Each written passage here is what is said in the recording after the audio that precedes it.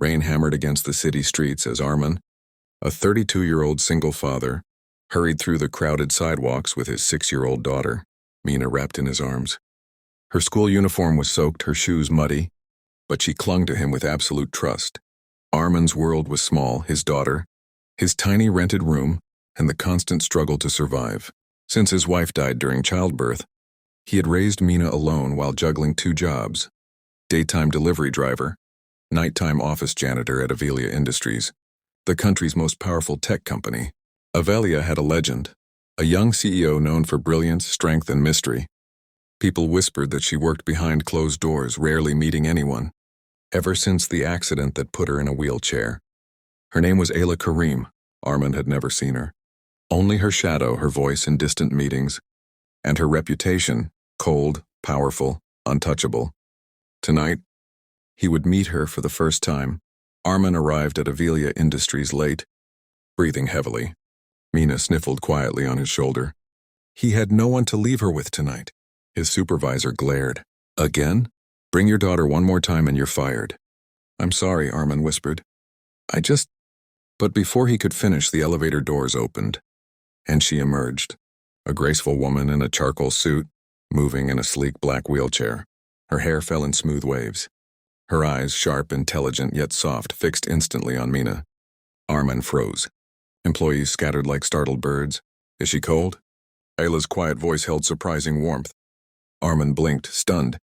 No, ma'am. She's fine. I'm really sorry she's here. I'll keep her out of the way. Ayla tilted her head. She looks hungry.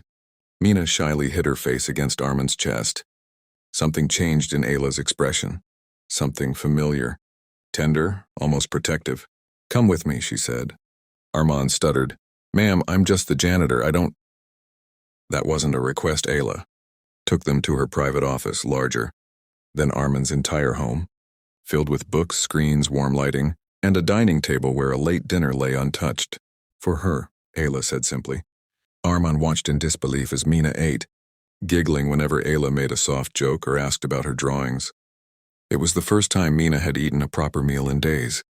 You're kind, Armin murmured. Ayla looked down. No, I simply do what must be done.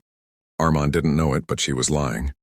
Behind her calm composure lived a truth she had buried for years. She knew him. She had always known him. When Armin was in college, he used to study under a large banyan tree on campus. There was always a girl nearby, quiet, observant, sketching in a notebook. Ayla. She had watched him laugh, struggle, dream. She had seen him fall in love, seen him cry when life crushed him, and she had loved him silently, with a depth she never confessed. But fate separated them before she ever found courage. An accident that took her ability to walk, a war for control of her family's company, a life confined to power but never love. Yet when she saw him tonight, older, worn, but still gentle, her heart recognized him instantly. He did not recognize her a few nights later. Armin was summoned to Ayla's office again. Mr. Armin, she began, Avelia Industries is launching a new humanitarian program. I need someone with real empathy, someone honest. I want to hire you as my personal assistant. Armin stared, speechless. I don't know anything about those things. I'm just... A father, she interrupted, with integrity. That's rare. And Mina? He asked quietly. She will stay with you. I'll arrange her schooling. Tears filled his eyes. Why help me? Ayla hesitated. Because you remind me of someone important. It was the closest she came to confessing. Weeks passed. Armin worked closely with Ayla, organizing her meetings, reviewing proposals, helping her navigate spaces her wheelchair could not.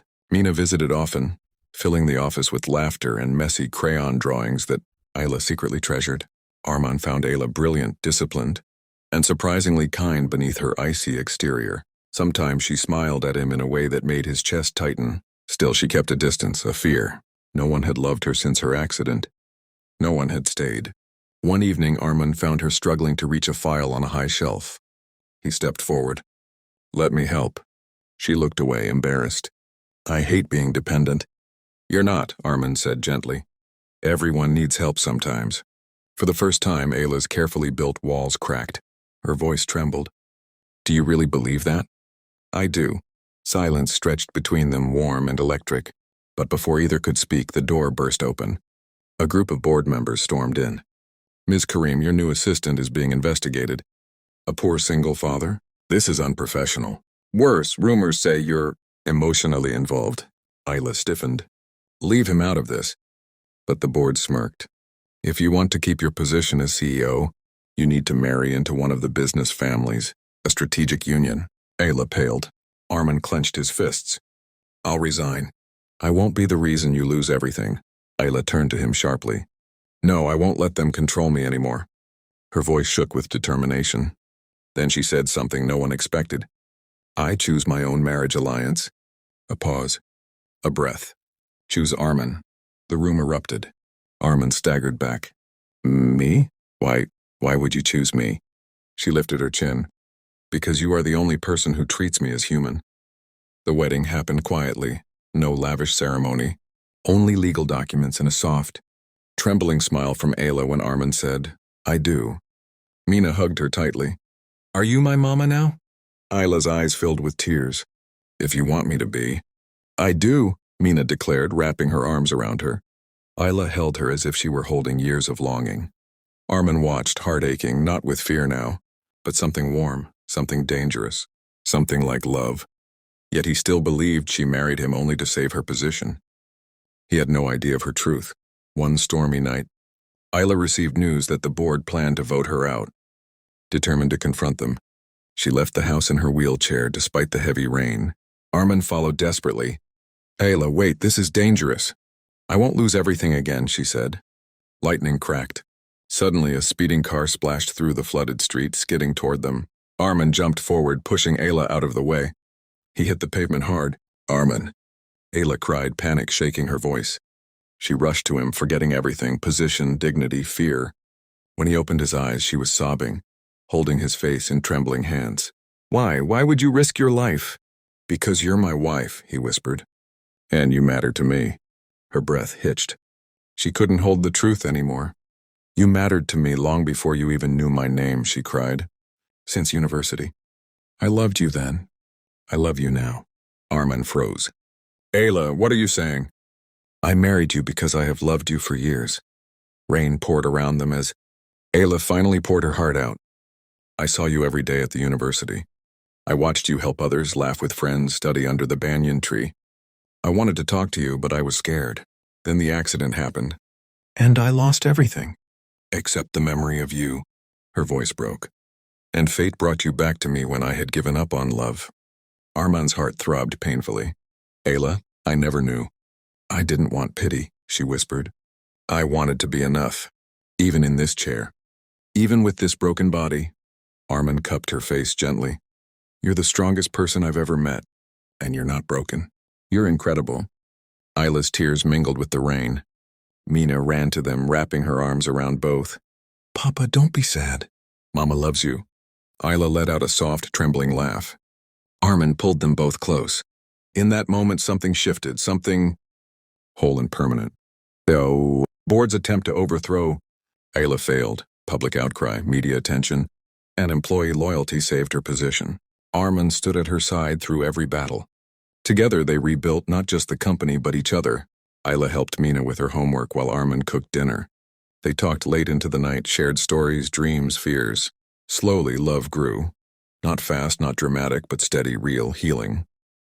Months later, Ayla rolled into the backyard garden where Armin and Mina were planting flowers. She held a small envelope. "What's that?" Armin asked. She smiled softly. "The doctor says my muscles are responding to therapy. I might walk again someday." Armin knelt beside her. "And no matter what happens, I'll be here. Standing with you, always." Ayla's eyes glowed with joy. Mina ran between them, laughing. "Family hug?" They embraced, messy, warm, perfect. Ayla looked at Armin, voice barely above a whisper. "Thank you for loving me." He kissed her forehead. "I didn't know you loved me for years," he said. "But I promise I'll spend the rest of my life making up for those lost moments." Their hands intertwined, their hearts steady. A love that fate delayed finally found its home.